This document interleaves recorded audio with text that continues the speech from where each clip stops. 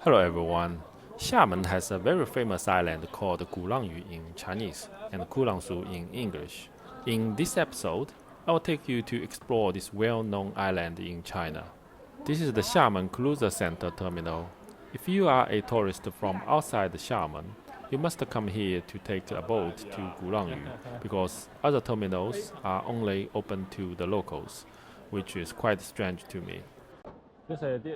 内错澳码头嘛，内错澳是几几年分走的？要跑到内错澳去了。哎年分走多少钱？多少嘞？是吗？ So we just bought the ticket and 60 RMB to take the ferry to the other side. Well, this place is very troublesome actually. It's not very clear. Actually, there are like 3 dockers that you can take the ferry. But they are not allowed you to take the closest one. It is for the local residents. So we took a taxi like 5 kilometers to this like so-called international terminal or something. Then we bought the ticket. For the locals, it's like a 4 RMB. But for the tourists, the lowest price is 35. But we bought like a luxury cruiser or something because that's the only one available, and it's 60 RMB.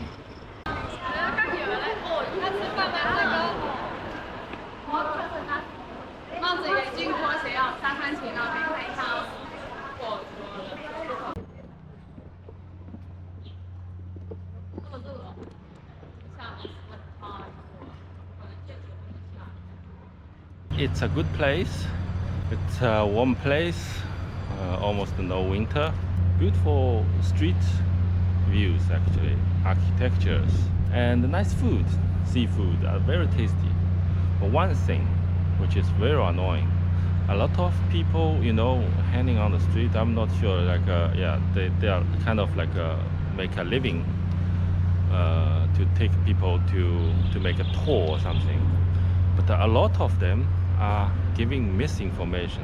They reached out to us like many times, right? Every time when you get to a scenic spot, they are going to tell you something, right? They are proactively try to talk to you, but they are misinfo you. So every time they make the same lie, say, okay, this place is not very interesting, so or they are not opening today or something like that.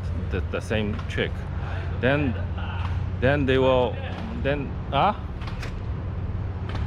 okay, then they will tell you, come with me, I will show you something else. See what I mean?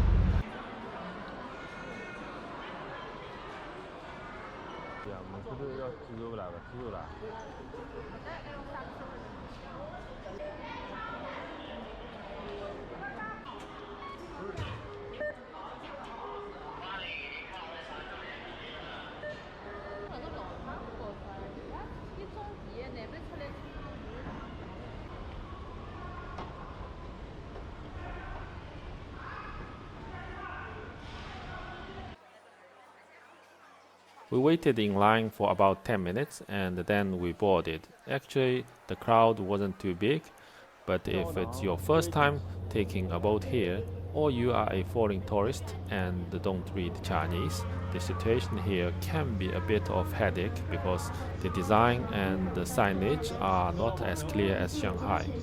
However, once on board, it's fine. Not overly crowded, and each passenger has their own seat.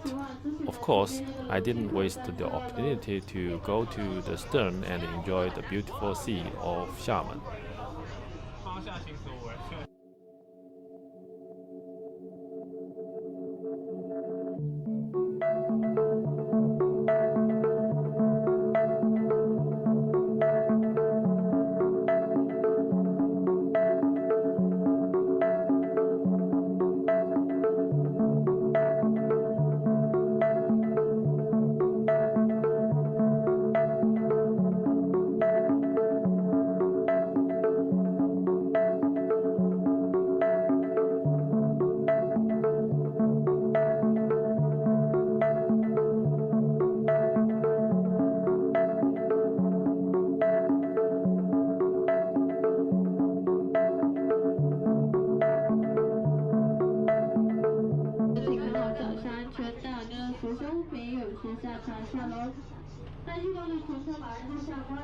The ferry only takes about 15 minutes to reach Gulangyu. Xiamen, being a southern city, is quite humid and hot, and the island is no exception. However, the island is commercially developed with various shops everywhere, so you don't need to carry too much because you can buy everything on the island.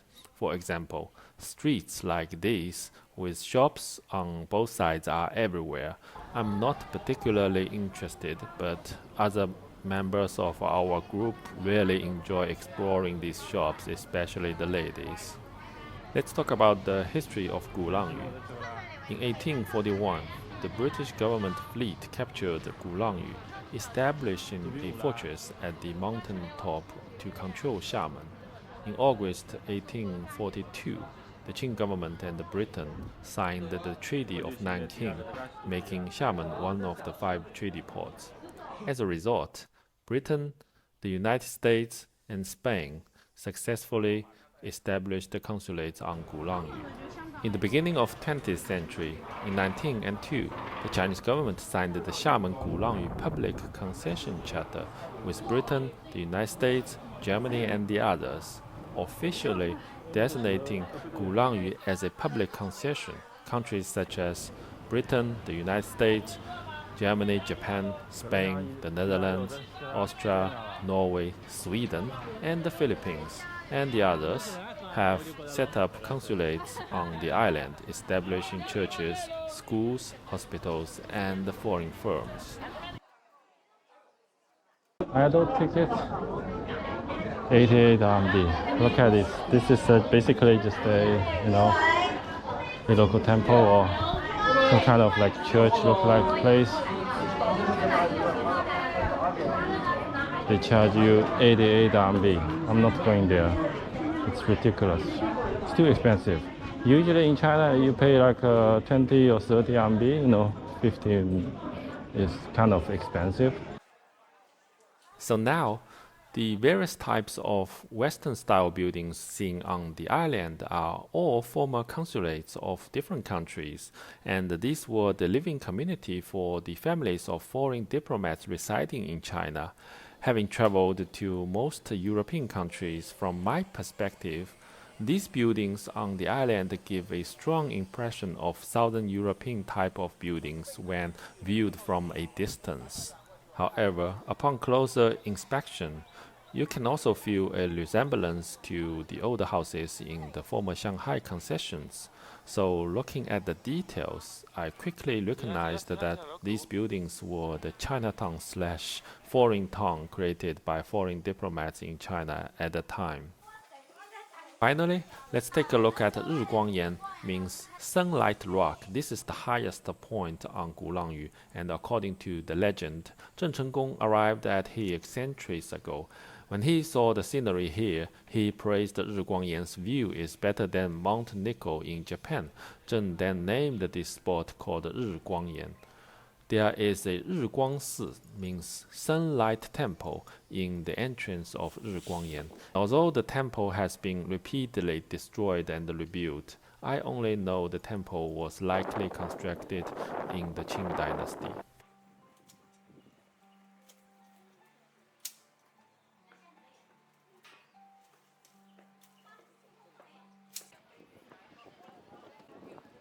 The highest point is called 百米高台, means 100-meter high platform, which is the summit of Riguangyan. It has an elevation of 92 meters and with the circular platform. Standing at the highest point, you can capture the entire scenic view of Gulangyu, and it's a great spot for taking pictures.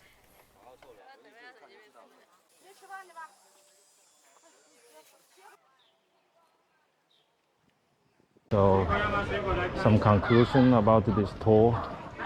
Basically, it's like a semi-European architecture compound area. I think it was the older colonies that British or Japanese or whatever the other country, Germany, set up their consulate here. So now all of these global international organizations have already moved out from this island, but they left their European style architecture behind on this island. So this is what the so-called best view of this island, because you got like Portuguese, British, and some others. It looks like the semi-European vibes, because some part of the island look like a small segment of the Spanish, White Wall or whatever it is, right? So for me, there's no that much of the shocking of the impressions that we can share. So yeah, that's pretty much what I'm gonna say about this island. I mean, for Chinese tourists, I think it's kind of okay. You don't have to go to abroad to see these European architecture styles. But for China, Uncle Mikey lives in Europe or Sweden for quite a long time. I've been, or the majority of the European countries have already seen the majority of the European architectures. So not a big show.